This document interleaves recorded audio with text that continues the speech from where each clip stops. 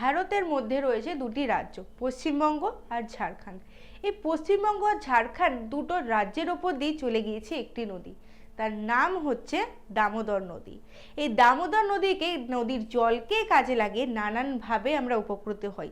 কোথাও জলসেচের জন্য ব্যবহার করছি, বা কোথাও জলবিদ্যুৎ উৎপাদন করতে, বা দামোদর নদী প্রায়শই বন্যা দেখা দেয়। এর ফলে আমাদেরকে দামোদর নদীর বিভিন্ন জায়গায় বাঁধ তৈরি করা হয়েছে। এই কনসেপ্টটাকে বলা হয় বহুমুখী নদী পরিকল্পনা। নদীকে বহুমুখে ব্যবহার করছি। তো দামোদর রিভারের ওপর তৈরি এই বহুমুখী নদী পরিকল্পনাকে বলা হয় দামোদর ভ্যালি কর্পোরেশন। এখন মজাদার বিষয় হচ্ছে 2018 প্রশ্নে জিজ্ঞেস করা হয়েছিল ঝাড়খণ্ড ও পশ্চিমবঙ্গ রাজ্যের যৌথ বহুমুখী নদী পরিকল্পনার নাম কি।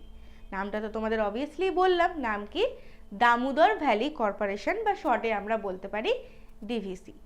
সামনে 2025-এর মাধ্যমিক আসতে চলেছে, এবং তার জন্য যদি এরকম আরও ইম্পর্টেন্ট কোশ্চেন জানতে চাও, মিনসি একাডেমিকে সাবস্ক্রাইব করো।